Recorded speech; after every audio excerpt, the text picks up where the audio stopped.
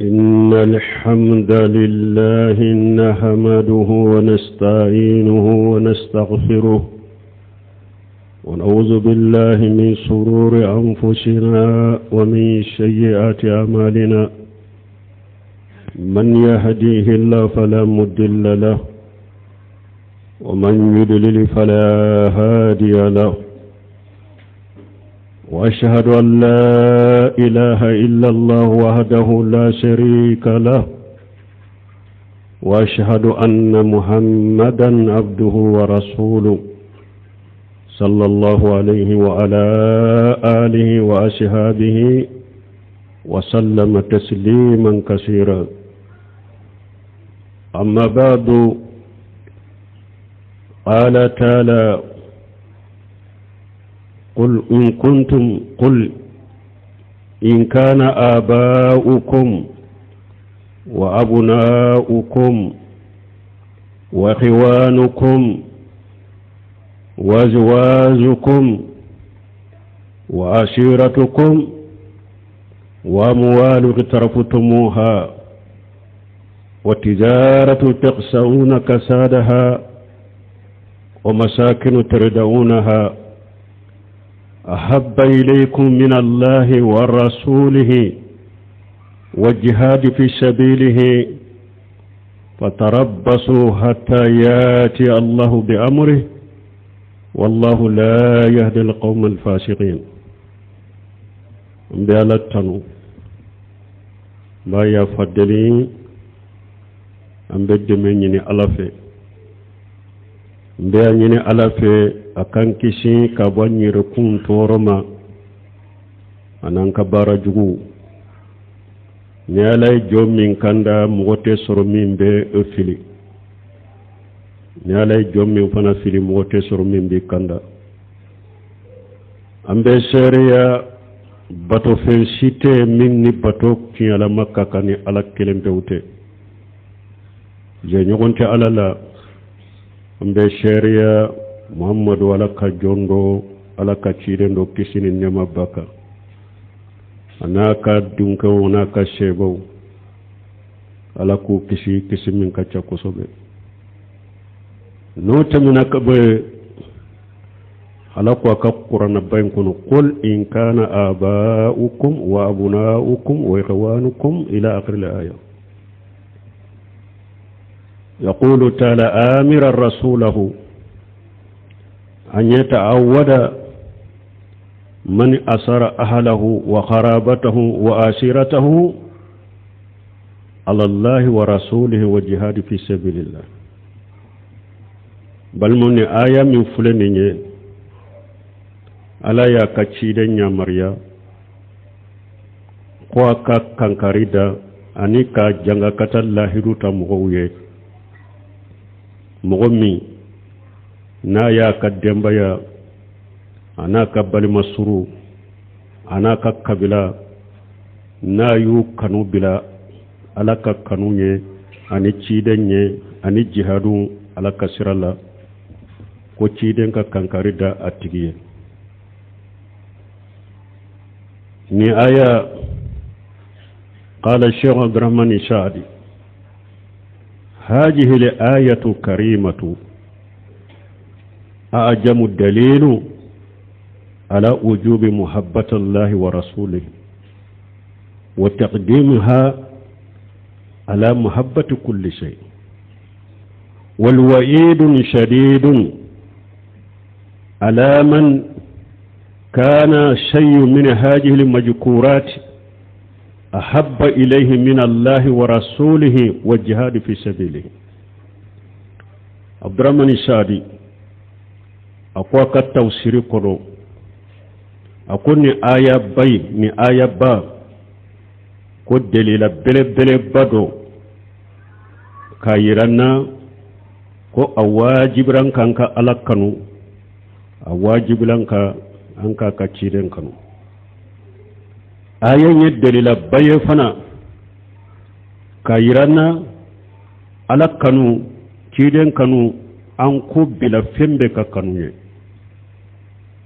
ayan ye delila baye fana kayiranna ka kankari da moye nin ko munun fule ka fo ayala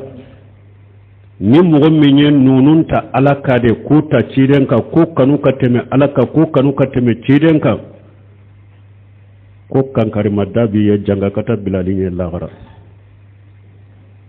ayala ko cogodi qul in kana aba'ukum ni aw fa kera aw fa kera wa abuna'ukum anaddu wa ikhwanukum anakabbalimu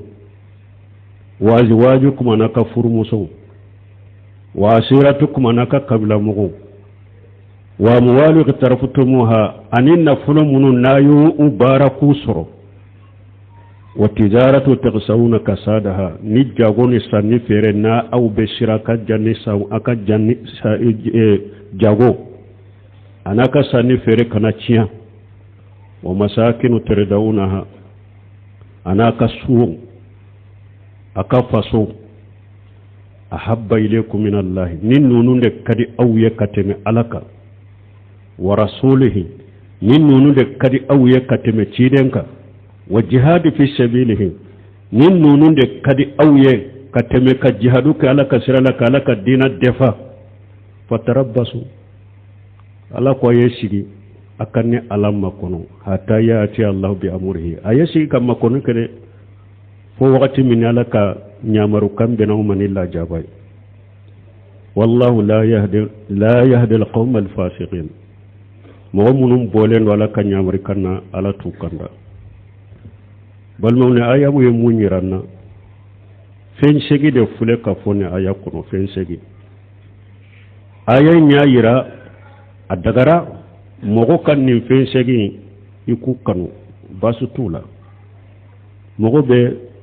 ifa kanu bange baga ba den kanu mogo bi balimo kanu mogo bi furmuso kanu mogo bi ka kabila mogo kanu ibi kan na folo kanu ika sanni feriba kanu ika faso iba kanu me bashi to la de o dagara de me jalagi bi ka yoro juma sa kankari dariya yoro juma ni yu kanu bila alaka kanu ne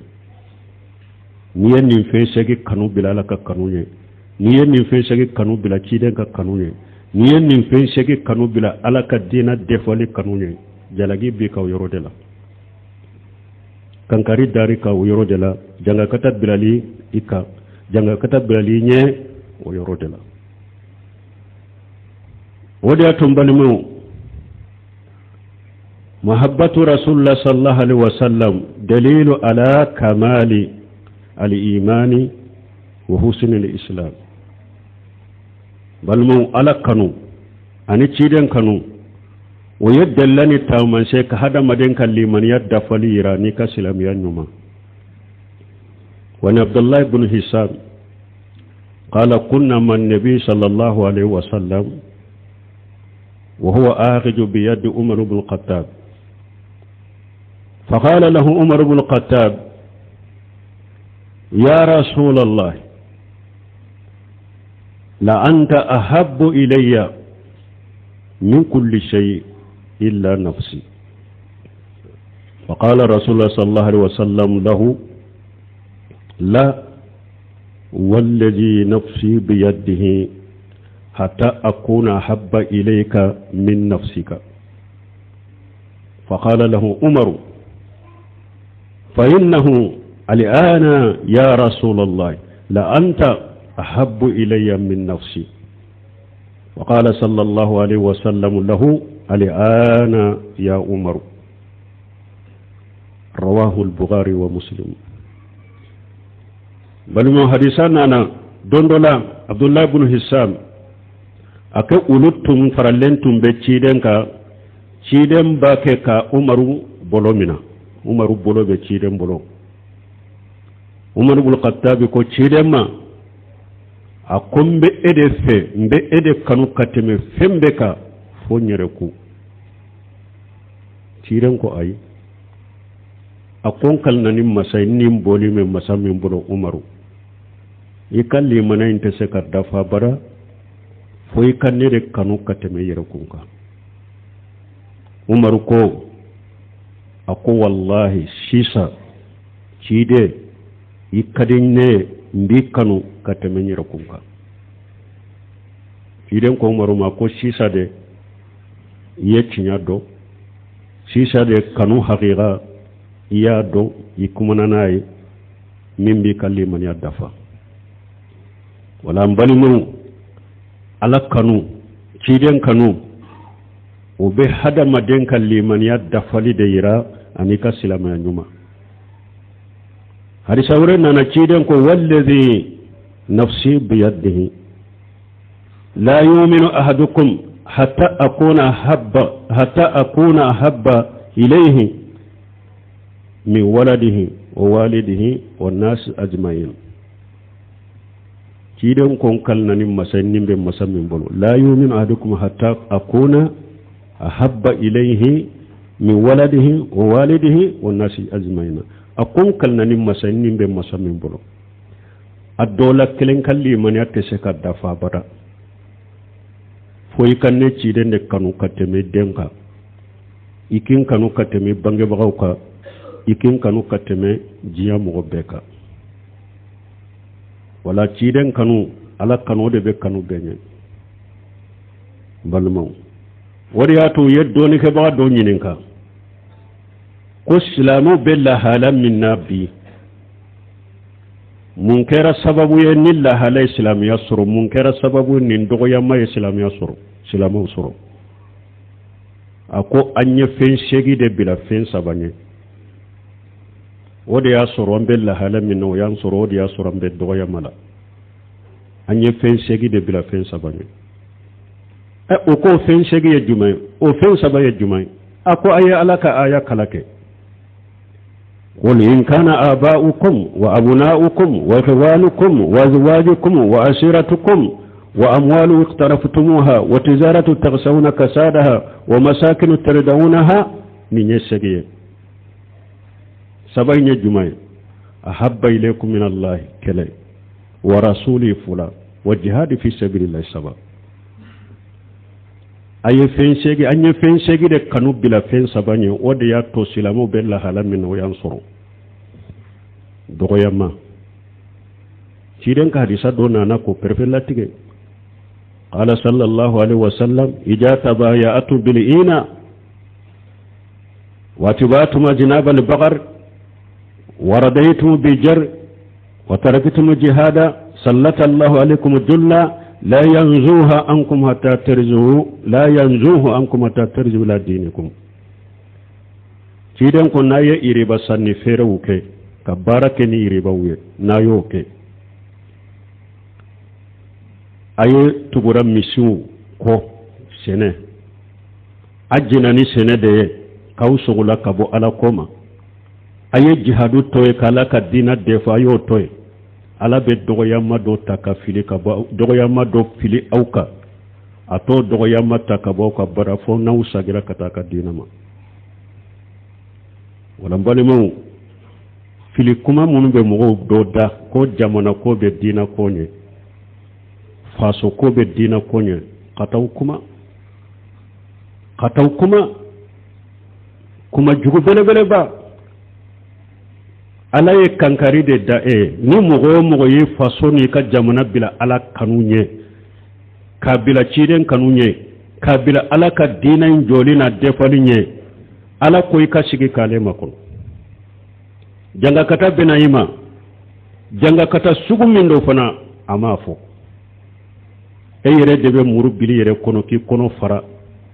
amofo yere debe posine miki yere faga amofo eyre de be tasuma meni yere la kire faga mofo abe jugo do de lasu kabile ma mofo abe fenyana ma do de bilila mofo abe kongo kono fembe do de bilila mofo ako fatarabbasu hatta yati Allah bi amri kan karima da shite nimbo jugo yala ibe faso kanu amon nan kariya de faso be kanu ibe kan na folo kanu ibe ka kabila kanu ibe ka deun kanu ibe ka faw kanu ibe muso kanu ibe kabila kanu me kanu bila ala ta de nye alaka kanu de be kan fembe nye ciden kanu be fembe nye alaka dina be fembe nye fo beko de do jamana in fana kuna fili kuma be mo chamanda faso ko faso ko be dina konye faso kanu be dina konye ko jugu bele bele ba dina de be fembenye ala ko de be fembenye ciden ka kanuna akabbatolu de be fembenye dina al matarafalini dina joli de be fembenye hadisa min be fo ko hubbul watan min al iman hadis mawdu makjub ala rasulullah sallallahu alaihi wasallam be hadisa min nati ko ki ka faso kanu ko yelli man yai ngalon dilale ka da cide na mafo hadisa ngalon dilale ka da cide man ni fo mo shiye aye sabali dina anka dina bila fembenye wadi ya tal mahabbatu rasulullah sallallahu alaihi wasallam ciden ka kanu ka folli man yadda falido silamiyan nyumando aya e hadisa wore ko ciden ko salasu man kunna fihi wajada halawata al-iman an yakuna Allah wa rasuluhu habba ilayhi mimma siwahuma wa an yuhibba al-mar'a la yuhibbuhu illa lillah wa an yakrahu an yauda fil kufr kama yakrahu an yuqzafa fi an-nar rawahu al-bukhari ciden ko sababbe nulu be mo min jogola damu min belli man yala yiba sori duskun kono ala na cide ika uluka kanunu ka ko bila fembenye ala na ka cide iku uluka kanunu kanya marikaunu ukabbatulu bila fembenye waya folay wa yuhibbu al-mar'a la yuhibbuhu lillahi ani kam mo kanu ikana kanu foi kama ni alate wa yukrahu an yujafa fi an-nar ani ka ko ukufil wa yukrahu an yauda fil kufri ani ka ko ikana shagi kata kafiriyama ala kelen ko fe kishi kabo kafiriyama ka shagi kata kafiriyama iko ko komi nu ko bu fili tasuma kono ibu o ko chogomi kiran ko ninni saba nin jogo saba nabe mo min ka jogo la ibe limana da musoro la yene munye ala kanu ciden kanu ala bato ala tiren bat ode be fembenye dalla jumambe kafo ni hadisa ya dalla dojo iranna anna ta'ata Allah wa rasuluhu muqaddamatu ala kulli shay ko ala ka bato ciden ka bato ode be fembenye qala ta'ala wa qul qala ta'ala wa ma kana lil mu'min wala mu'minat idha qada Allah wa rasuluhu amra an yakuna lahum khiyaratu min amrihim wa man yashi Allah wa rasulahu faqad dalla dalalan mubina kafo ala ka bato ciden ka bato ode be fembenye odale juma qur'ana kono ala ko cidemma ala ko o ma kana lil mu'mini ako ate daga mu'mini cemaye wala mu'minati ate daga mu'mini musoye idha qada Allah wa rasuluhu amra ni ala na ka cidenye ko millatige ka kire ka fo ka ke chogomi an yakuna lahum khayratu min amrihim sugancha ka ke awla ka kola wote daga wuye ate daga mu'mini cemaye ate daga musomaye nun ko ala ko nin ko ka fotede ala ko nin ko ka ketede ciden ko nin ko ka fotede ciden ko nin ko ka ketede ate daga mu'mini cemani mu'mini musomay eke ka hakilna do o yorola ote daga wuye o man yasillahu wa rasulahu aw kuni mugo ya ala soso iye ciden soso faqad dalla dalalan mubina ifilila min bangaleno ifilila filil mangaleno wala balimu an kan ka jamana makara an kan kan nafulu makara an kan ka dembaya makara an ko kanu me an kanu bilala kanu yede an kanu bila ciren kanu ni yede an kanu matarfali bila alaka dina matarfali yede an kana matarfali bila ciren ka ewa batoli matarfali yede an kanu bila alaka dina defali yede ni mo yoke ijalagira e pi janga kata bilaliñe lahiru taraye ko janga kata bilaliñe a'udhu billahi minash shaitani rajim qul in kuntum tuhibbuna Allah fattabi'uni yuhibbukum Allah yaghfir lakum dhunubakum wallahu ghafurur rahim qul ati'u Allah wa rasulahu fa in tawallaw فإن الله لا يحب الكافرين. بارك الله لي ولكم في القرآن الحكيم ونفعني وإياكم بما فيه من الذكر الحكيم. أقول قولي هذا واستغفر الله لي ولكم ولسائر المسلمين من كل ذنب واستغفروه إنه هو الغفور الرحيم.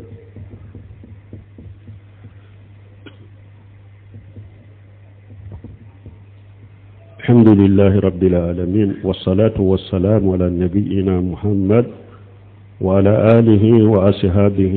وسلم تسليما كثيرا. بل منانكو على قانون تشيدن قانون من دينا دفالي بفهم بيني أبي فهم بيني مغو چامان بي وبي تشيدن قانون ولي كتو يرما نبي على في نبي تشيدن في كما كانت دي كما كانت كيوالي ردو سورة الإمران كنو ciden yere tire la mogo do nana ciden maka wele katu yere makulu be ala fe ulu be ciden fe ala ko ciden ma fuye qul in kuntum tuhibbuna Allah fattabi'uni yuhibbukum Allah. Nabe ala de kanu abe ala fe o ma she kuma mawu ayetugu ne ciden ko o fuye doro kunu be ala fe o katugu e ciden ko no tugura eko ulu kan ne ala kan wotede ne ala debe ulu kan sisa mbuka junubu ya fawye ala ye junubu ya fa masare ala yin ewan ne malikela de wa kofala ko cide ma fuye aye tugu ala ko aye ala bato akat tugu cide ko ka cide labato na ya ko de oma aya ko de ala bato ma aya ko de cide bato lima awa awye kafiru de wala ne alate kafiri fe ne alate kafiri fe balmu ciden kanu ya jumaye tasdiqu fima akhbara wa tatuhu fima amara wasnabu ma naha anhu zajara walla yubara Allah illa bima sara. Ciden kanu ya jumaye ciden ya kibariya fuye nu ko hadisa de sahara ko ciden kote akonin ka kete da ola da ciden ka kibariya fotawula watatuhu fima amara ciden yin ya amirani fongo fenyo ko kake dinala ishe ko kola ni be se kam min beka ite se kam min beka ishe ko kola wasinabu manaha anhu wajajara iki yere kolosi ciden yi baga kibali kokola koy kano foy kano ke yere kolosama kano fo kano ke walla yubara Allah illa bima sara ikana alabatu ni sira siye cide ma minki masariya ko mi jamana falendo cogo mi ko bena ka tabulu bena ka tasira ubu yere kamanta noye ko jamana nye tabulu chaman jamana de kaw yere nani kaw yere lagos ko tabulu chaman jamana tabulu kelende be jiya kono ciden ka sunna kelen pewde be jiya kono abe yere nani ni yere lagosi de la jamana in kono abe doni fana wole kataw yere ma ani dina abe sagi kaw yere gosi ko tabulo chaman jamana de tabulo chaman kono itala ka dina kono ala ka dina yede ibe tugu ciden de ko sallallahu alaihi wasallam ikana ala batoni sariya siye ikana ala batoni fuye sira siye ni cide maminki masariya bi ala batoni ciden ka sira de sallallahu alaihi wasallam wala balmu an kan janton ninna jamana in fana kono dina ko uyo ke bolo ko fende jamana ka jamana dalaje yorola anu kan nyogo nyewnu yorola i adu be pese ka dina ko yere foye ko dina ko fo konto ya dina fo yorote ya nye ko be jamana ko de la ala ko de be jamana ko nye ciden ka ko de be jamana ko nye dina de fali be jamana ko nye وما خلقت الجن والإنس إلا ليعبدون جنن هذا مدام مدى فوي كما نباتوتيو ala yanda kannati jiyan kono kanya mariya an ka lebbato de e kala kanya maru kanke bane ni anye alaka kanu bila anye nin fen shegi min fo nanye alaka kanu bilunye ka ciden ka kanu bilunye ka dina defalu bilunye ni anyen ninke anka sigi kala makono in tansurullah yansurukum wa yuthabbit aqdamakum na yala ka dina demala baw demo aba shewu sabati fana dina ka ni ya ye ambe palom ni corona fili la anyen ni fen segi anyen nununde kanu bila ala nye ku kanu bila chide nye ku kanu bila dina defali nye ambode doya mada pour anka jamana usoro ka kan ta yede o ka kan sago yede dun ka faka sabati hakili sigi ka sabati jamana kono de fon ni fen saba anka ode bila ni fen segi nye fen saba yi fon ko ulude bila fen segi nye ambe lafiya ode la me kato de nin fen segi de kagele an bolo ulu de kanu ba nduskun ka nkono an ye ulu de biya nin fen saba nyewa kwambe lafiya wala ayi kankare mada ani janga kata de bilalanye jalage de banka dala delala ka hakili mandama balima ka fo ibe alakanu kateme ideunka ibe alakanu kateme bange bagoka ibe alakanu kateme mogo beka beke chogodi a no ko nin ko masina ala ko nin ka ketende ala ya nyamran kan nin kete aya soro e dew nyen nyamari kando fo nyamfa an kan nin kete iba fo dewma ayi ala ko tende aw tabe bilade ibe dewun tabila be ala take ibi fa e wa ala bila ka ciden bila ifa nye chogodi ifa kanu nye chogomi no ko ala ko tende ciden ko tende e fa ko ndew aya ketende aya fotende aba fo am fa ay ala ko tende cide ko tende ambe ala tayinde ka be fa utabila abe ala take ninde bato ay ala kanu katema bange bago ko ninde bato ay ala kanu kateme aka e ciden kanu katema bange bago ko abe ciden kan nyamar kamila bange bago kan nyamaru kanye muso bo chogola balima bo chogola nu ko ala ko ko ni ninde mi an kan lada kono an ka balima na yala an do lamina ninde do abaka balima ya tade bila kala take wodi ato ay ala kanu bila ka balima ya ni abe ciden tade ta ka balima ya lada bila wodi ba to ay ciden ta bila ka balima ya ni nu ko kabila kote kabila lada ninde me ala kote de ciden kotende de men ka kabila lada inde be bila akala ta kai ka ciden take ninde la ay ala tabila kabila ay ala kanu bila kabila nya ay ciden kanu bila kabila nya me na udde seraka kabila ka lada bila ka ala tata ay kabila kanu bila ala tanye ay kabila kanu bila ciden tanye awakata abebo chogodela furu muso ikanna furu ikajago sanni fere jamana kanu faso kanu uko ala ko nin ko ka fota ka kete ciden ko nin ka fota ka kete aw ko nin je sikan ka jamana ko laste de te jamana ye laiki de jamana nyu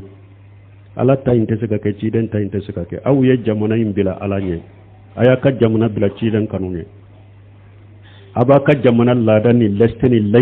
lay kende bila lay ako laiki de wa abode bila ka tuwala ta ko abedo bila ka tugu ciden ta ko wodi ato ala kanu bila la jamana ne ciden kanu bila na jamana ne kum me jamana sariya laiste de laite jamana de do nyala ta mi fora nin tesika ke ya laiste de do ni ciden ta mi fora nin tesika laiste de do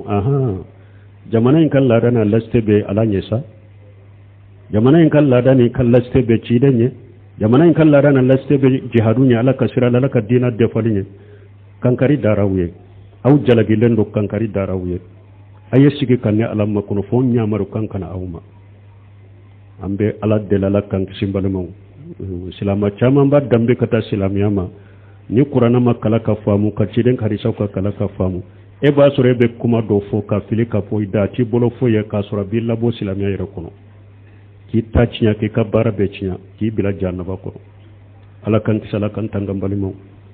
mogo be nin fen segi kanu de ibi faso kanu ibi den kanu me ambe min fawye ala kanu ni ala tabe faso nye ciden kanu ni ciden tabe faso nye